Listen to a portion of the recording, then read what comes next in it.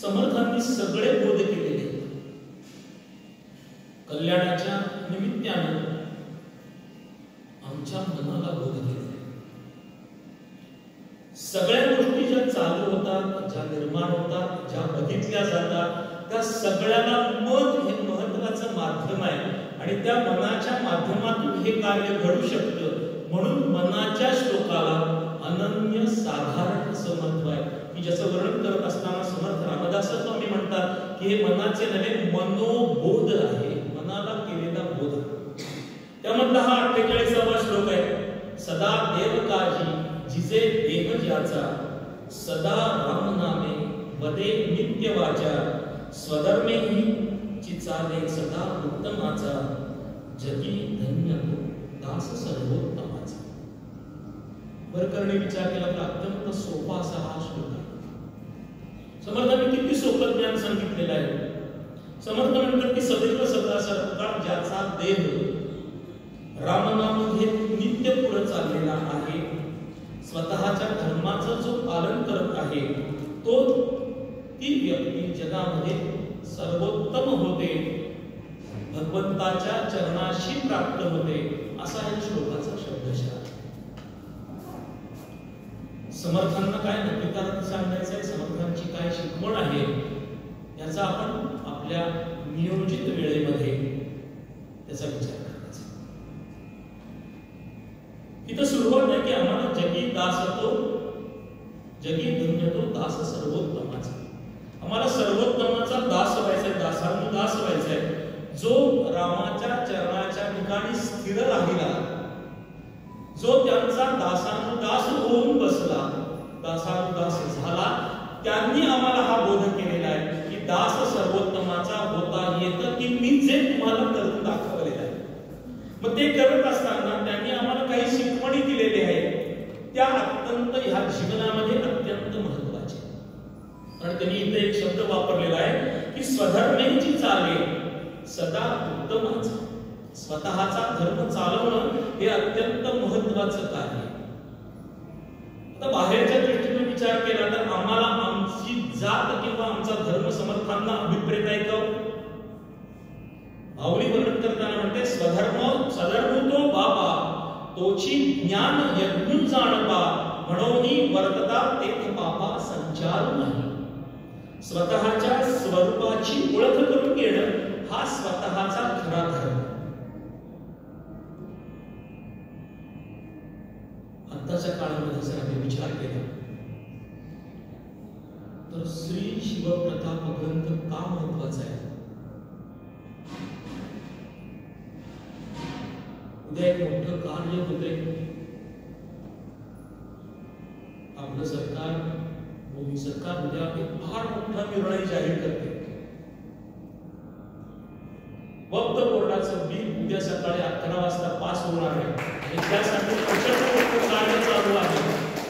आणि आज मगासपासून संपूर्ण भारतभर छावणीचं स्वरूप त्यांनी करायला सुरुवात केलेली आहे. म्हणजे 11 वाजता हे बिल पास करून घ्यायचं आहे त्यांना आणि पास होणार.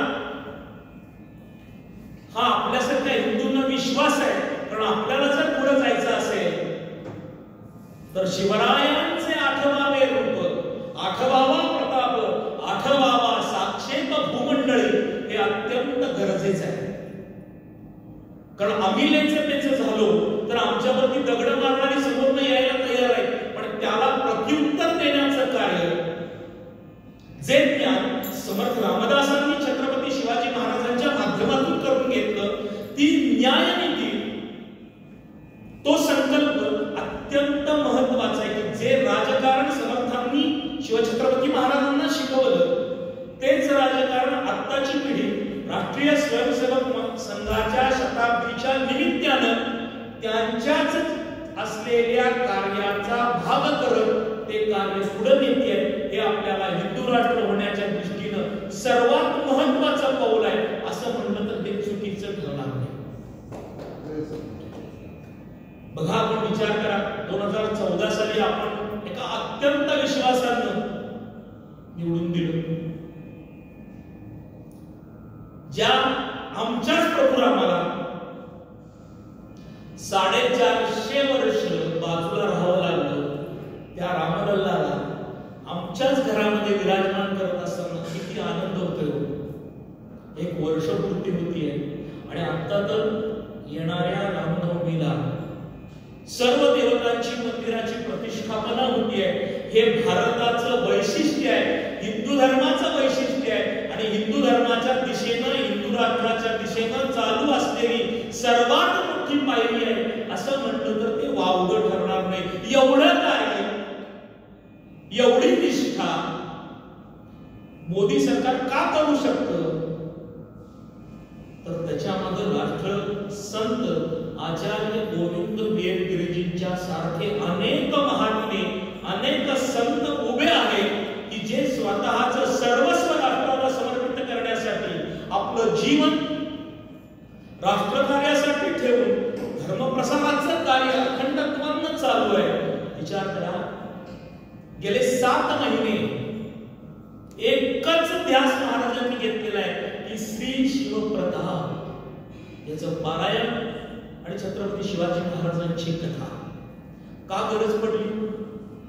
तर 70 वर्षांमध्ये जो इतिहास लिहिला गेला तो किती चुकीचा दाखवला गेलेला आहे तो समोर ठेवणं हे अत्यंत गरजेचं आहे. कारण आम्ही आमच्या मुलांना जे शिकवणारं ज्ञान आहे ते चुकीचं शिकवतोय, ते बरोबर पुढच्या पिढीपर्यंत जाणं गरजेचं आहे.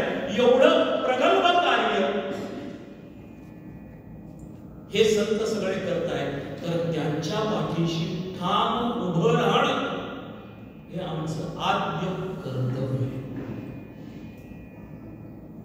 पूर्वीच्या काळी 100 वर्षापूर्वी भगवद्गीता सुद्धा घरात दररोज वाचली जायची. त्याला विधी निषेध होती.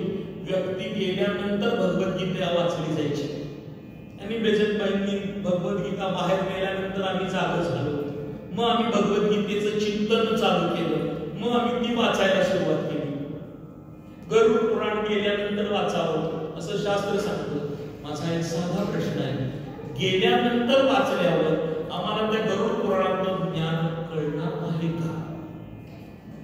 कारण गरुड पुराणामध्ये आमच्या प्रत्येक गोष्टीचं, प्रत्येक शंकेचं निरसन केलं गेलेलं आहे.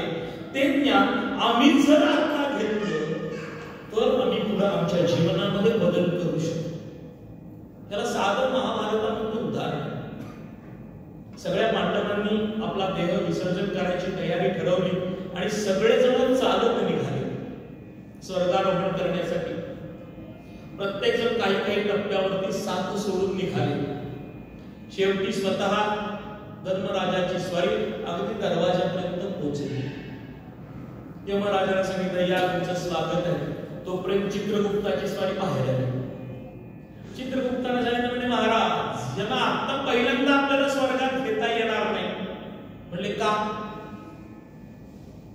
तर म्हणले यांच्या डाव्या पायाचा अंगठा तुटलेला.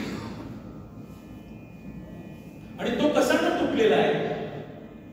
तर हा आयुष्यामध्ये एकदा अर्ध खोटं बोललेला आहे.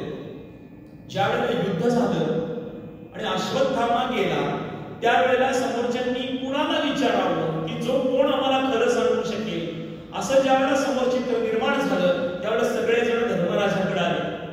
धर्मराजाला प्रश्न केला, म्हणजे अरे अश्वत्थामा गेला खरं का खोटं? त्यावेळेला धर्मराजांनी उत्तर दिलेलं आहे, नरोवा कुंजरोवा. हत्ती गेला का मनुष्य गेला मला माहित नाही. एवढं बोलल्यानंतर त्याच्या डाव्या पायाचा अंगठा तुटलेला आहे. प्रत्येकानं आपल्या मनाशी विचार करायचा आहे, आमच्या डाव्या पायाचा अंगठा तरी स्वर्गात जाईल का? कारण सकाळी उठल्यापासूनच आम्ही सगळंच खोटं बोलतोय. पण आता तर आम्हाला याच्या पुढची संधी दिलेली आहे. सत्य आपल्याला याची पुढची संधी दिलेली आहे. पूर्वी लोकांना कानात कुणीतरी येऊन सांगायचं, मग भविष्य देखता ते भविष्य सांगायचा. आता प्रत्येकाच्या कानातच ते करणं पिशाची येऊन बसलेलं आहे. सकाळी उठलं काय रात्री 12 वाजता